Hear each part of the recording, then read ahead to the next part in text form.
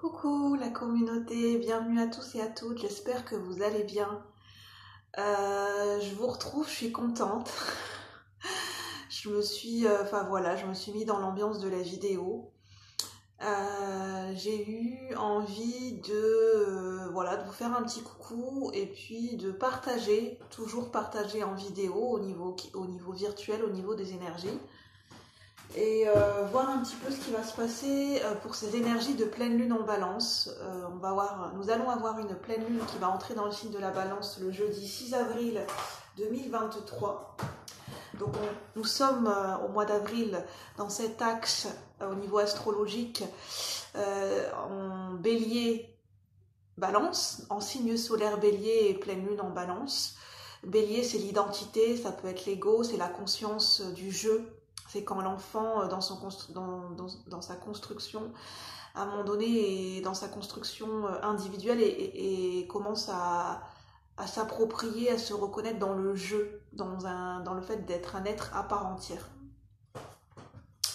Et balance, c'est les relations avec les autres en fait. C'est le collectif, la communauté, le groupe, les autres, c'est le relationnel avec les autres. Avec d'autres personnes. L'autre qui, voilà, notre alter ego, l'autre qui n'est pas soi. Donc on va voir ce que ça va nous dire. J'espère que vous allez bien. N'hésitez pas à vous installer. Je passe un petit coucou pour ceux et celles qui passent par là, pour les confrères et les consoeurs sur YouTube, confrères et consoeurs médiums, énergéticiens, énergéticiennes, astrologues, guérisseuses, guérisseurs dans l'âme, chamanes, voilà, thérapeutes. Je vous fais un petit coucou, cartomancien, tarologue, voilà, coach également. Je vous fais un petit coucou pour ceux et celles qui passent par là. Sur YouTube, nous sommes une grande communauté. Il y a de plus en plus de monde sur YouTube. C'est vrai que nous sommes sur YouTube. Il y a une grande communauté de gens qui sont guérisseurs, qui mettent à l'honneur leurs compétences, leur médiumnité et voilà. Pour moi, c'est comme si on faisait un petit peu partie d'une certaine manière de la même famille d'âme. Voilà. Donc coucou aux confrères et aux consoeurs. Coucou à Cricri si elle passe par là. Et puis voilà, à Litana, enfin bonjour à tous. Alors, on va voir et puis bienvenue, bonjour à tout le monde bien sûr. Alors, et à la communauté, aux abonnés, à ceux et celles qui passent par là. Ce partage est ouvert à tous, dans la bienveillance et le respect et la considération des uns et des autres bien sûr. Toujours. Alors, avec le tarot de la sorcière et de la roue de l'année que je vous ai déjà présenté dans une vidéo, on va voir quelles sont les énergies de cette pleine lune en balance. J'ai une petite araignée qui se balade. Je la mets un peu par là, plus loin.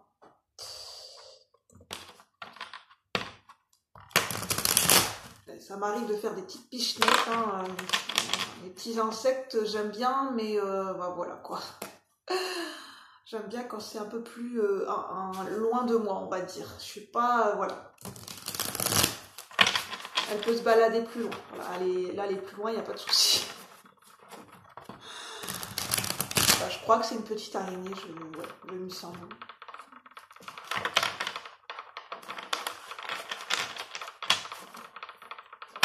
En plus, c'est la période du printemps, donc les insectes vont commencer à sortir de leur tanière. J'en sais quelque chose par rapport à l'été dernier que j'ai passé. Alors, par contre, si ça coupe, je ferai en deuxième partie de vidéo. Pour ces énergies de pleine lune en balance. Pour ceux et celles qui regardent la vidéo, pour le collectif de la chaîne, pour la communauté sur un plan collectif et général, quelles sont les énergies pour cette pleine lune en balance du jeudi 6 avril 2023. J'ai une carte qui est tombée. Ça me parle de concentration, c'est ce que je ressentais en clairsentience, de ne pas s'éparpiller, de pas vouloir, de rester concentré sur ce qu'on est en train de faire, sur ce qu'on est en train d'exprimer, sur l'activité, l'expression, sur la tâche qu'on est en train d'accomplir à un instant T, et pas bifurquer en fait. pas commencer à exprimer quelque chose et en même temps parler d'autre chose et pour vouloir tout dire et en même temps s'y perdre, se concentrer. Ça va demander, je sens que ça va demander de la discipline, un effort. Au niveau mental et au niveau de la concentration, ça va demander un effort. Alors, quelles sont les énergies sur un plan collectif et global pour ceux et celles qui regardent la vidéo? Pour le collectif de la chaîne, j'ai 2 cartes, je vais les prendre. Ah, elle voulait sortir de toute façon cette carte. On a une arcane majeure. Je vais vous montrer les cartes, puis je vais voir ce qu'on va tirer d'autres. J'ai pris d'autres tarots et d'autres oracles. Alors, on a... là, c'est un tarot de Marseille. Hein. La reine d'air qui est la reine d'épée. On a un personnage de cour, une énergie féminine qui est la reine d'air, la reine d'épée. Qui est représentée avec un animal totem. On a des hiboux, on a 2 hiboux. La chouette et le hibou représentent l'intuition, la clairvoyance, la sagesse, le fait de voir et de discerner les choses même dans l'obscurité et dans la nuit. Un peu comme le chat. Le chat, on dit qu'il a une certaine vision dans la nuit.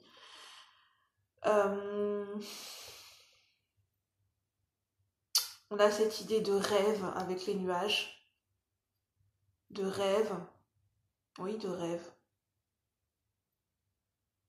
J'en ai déjà parlé dans une vidéo précédente, ce ressenti d'être dans une ambiance, d'être dans l'impression d'être dans quelque chose d'irréel, dans un rêve, dans quelque chose de flottant, de flou, peut-être même dans une ambiance psychédélique en fait, où on a l'impression d'être ailleurs, dans une autre dimension, dans un autre monde. Peut-être une dimension plus spirituelle, une dimension plus intuitive, une dimension qui est pour certaines personnes un peu plus inconnue, où on est avec la reine d'air. En fait, ce qui vient avec cette reine d'air là à l'instant T, c'est qu'on est connecté à l'intuition et du fait qu'on soit connecté à notre intuition. Pour certaines personnes, c'est nouveau. Le fait d'être plus connecté à leur intuition, de développer et tout simplement de découvrir que vous avez une intuition pour certaines personnes. En fait, vous avez la sensation d'être connecté à quelque chose de différent, à quelque chose que vous n'avez jamais connu, à une dimension, à une expression de vous que vous n'avez jamais connue. Oui, donc de ce fait-là, vous êtes connecté à quelque chose de différent et donc vous vous sentez déconnecté. Déconnecté de votre réalité du quotidien, déconnecté de ce que vous connaissez, peut-être déconnecté des autres parce que vous êtes en fait au niveau mental et au niveau intuitif et au niveau spirituel, au niveau énergétique, vous êtes vous êtes en train de passer un sas et vous êtes dans une autre énergie. Voilà ce qu'on peut me dire. Après on a la justice, un ou une arcane majeure, la justice.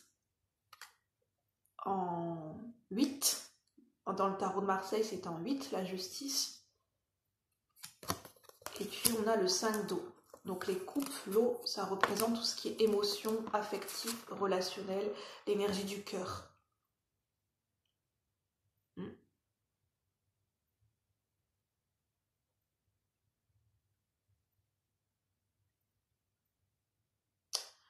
On parle de quelque chose qui est rangé, quelque chose qui est mis en ordre. On parle des structures, de quelque chose qui a besoin d'être structuré, d'être encadré.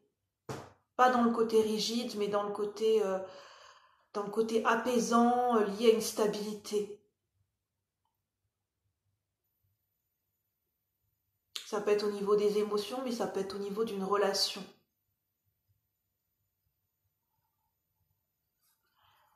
Parce que là, en fait, je vous ai déjà parlé de cette carte, parce que là, on a des bougies qui sont consumées. Mais ce que je n'avais pas vu la fois dernière, il n'y a pas de hasard, et là, je m'en rends compte. L'expression qui me vient, c'est de voir le verre à moitié vide plutôt qu'à moitié plein. Si on se concentre sur le centre de la carte, effectivement, on voit des bougies consumées. C'est cette notion de voir le verre à moitié vide, mais on ne voit pas en haut qu'il y a des bougies blanches qui sont neuves et qui n'ont pas encore été utilisées. Le 5 d'eau, ça fait référence de faire le deuil d'un passé, d'être concentré sur un passé, sur une perte, sur une relation, sur quelque chose qui n'a pas fonctionné, et de ne pas voir les opportunités nouvelles, en fait, qu'il y a quelque chose de nouveau qui est présent, ou qui est en train d'arriver, et qu'il y a un renouveau qui est en train d'arriver. Mais en fait, le fait d'être focalisé sur ce qui n'a pas fonctionné, sur ce qui est terminé, passé, et de rester figé sur un passé, d'être nostalgique, bien que ça fasse partie d'un processus, le deuil, ça fait partie d'un processus, et c'est quelque chose où on avance par étapes. Mais là, c'est quand on reste figé dans le passé, quand on reste figé dans un deuil.